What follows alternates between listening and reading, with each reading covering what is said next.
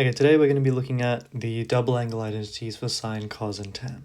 Okay, so the sine of 2x, if we want to rewrite it as just in terms of sine of x, we can rewrite it as the 2 times of sine of x times by the cos of x.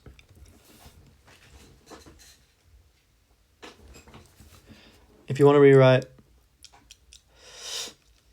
the cos of 2x, that's really just the same as 2 times the cosine squared of x minus 1. It's also the same as 1 minus 2 times sine squared x. And it's also the same as cosine squared x minus the sine squared of x. And you can use either of these formulas depending on when it's convenient for you. And the last one is the tan of 2x. That's simply the same as 2 tan of x all over 1 minus tan squared x. Okay, this is our first one. Pause the video and give it a go first if you'd like. Okay, so let's now start with the cos of 2 theta. For the cos of 2 theta, what we can do is we can use the identity that says that cos 2 alpha is the same as 2 cos squared alpha minus 1. And the reason we're doing this is because we're given explicitly in the question what cos alpha is. So to work this out, we can simply say it's going to be the same as 2 times minus 5 on 13 whole squared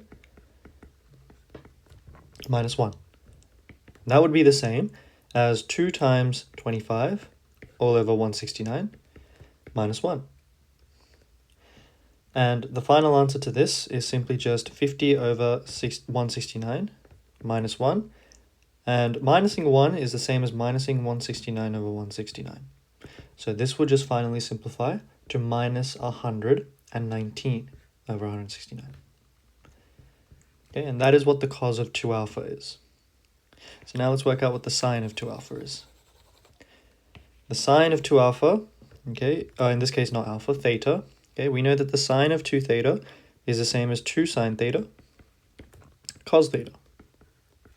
So we know what the cos of theta is. They've told us the cos of theta is 3 on 5. But now we need to work out what we know what the sine of theta is. We know what the sine of theta is, we need to work out what the cos of theta is.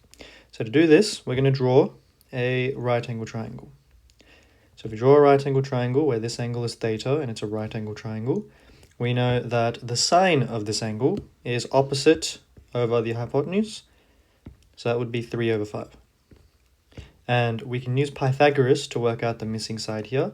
So if this was x, we can say that x squared plus 3 squared equals to 5 squared.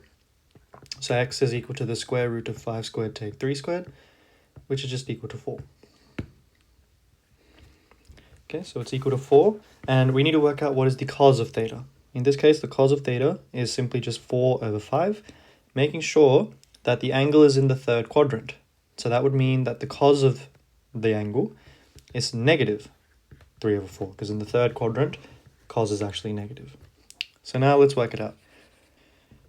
So the answer to this is 2 times minus 3 on 5 times by minus 4 on 5. So now that we have this, it's really just the same as 24 over 25. That is the value of sine 2 theta. Last question, let's work out what the tan of 2 theta is. Okay, and the identity for this is 2 tan theta all over 1 minus tan squared theta. Okay, so let's work out what tan theta is. We had our original triangle from before, the theta. So this was simply just going to be, in this case, minus 3, 5, and 4. And because theta is in the third quadrant, we know that the tan of theta has to be positive. So the tan of theta in this case is really just 3 over 4. So if it's 3 over 4, we can now work it out. It's the same as 2 times 3 over 4 all over 1 minus 3 over 4 squared. That would come out to 6 over 4, or just 3 over 2, all over 1 minus 9 over 16, which is the same as 16 over 16. So 16 minus 9 is the same as 7 over 16. So now to evaluate this, we can really just do the reciprocal. We can multiply by the reciprocal. So 3 over 2 times by 16 over 7. and we can do some nice cancelling to get 8 over here. The final answer to this will simply just be 24 over 7. Okay, and that's how you work out the sine, cos, and tan of your double angles. Okay, and this is our next question. Okay, we have been told that the sine of theta equals to this and the cos of theta equals to this.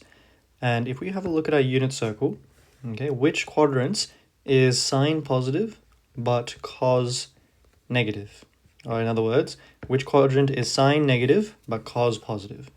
So sine is negative in these two quadrants, and cos is positive in these two quadrants.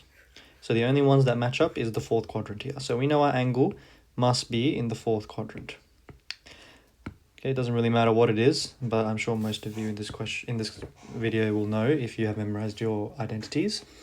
So we know we're in the fourth quadrant. Let's now work out what the cosec of 2 theta is.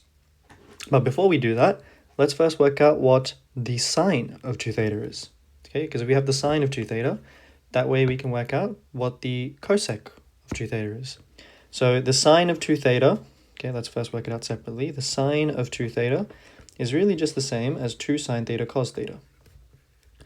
And we have sine theta and cos theta. So it's really just 2 times negative square root 3 on 2 times by a half. And that would just simply give us negative root 3 over 2. So that's what the sine of 2 theta is. So now we need to work out what the cosec of 2 theta is really just the reciprocal of sine 2 theta. So this is the same as 1 over sine 2 theta. And that is equal to negative 2 over square root 3. Okay, that's how you do part A, or question 1. Now the next one. Okay, what is the cot of 2 theta? Well, the cot of 2 theta, look at the third letter.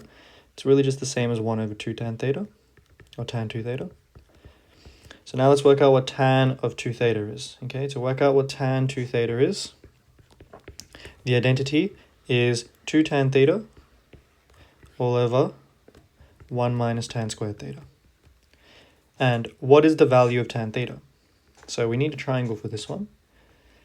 Okay, so for this angle is theta, we know that the cos of theta is adjacent over hypotenuse. So in this case, 1 and 2. And then the sine of theta is square root 3 over 2. So square root 3 is the final side. So now we have this triangle. We can work out that the tan of theta is really just root 3 over 1, or just root 3. So tan of theta equals to square root 3. But make sure that we recognize we're actually in the fourth quadrant. Remember we worked out before that we're in the fourth quadrant. So that means tan is actually going to be negative. In this case, we need to have a negative in front of the root 3. Okay, so now that we have this, let us now sub it in to our formula. So if we sub it into our formula, we get that 2 times tan theta is 2 times minus root 3 all over 1 minus root 3 whole squared. On the numerator, we get minus 2 root 3. On the denominator, we get 1 minus root 3 whole squared, which in this case is 1 minus 3, and that would just give us minus 2. So our final answer, we can cancel these two, is simply just root 3.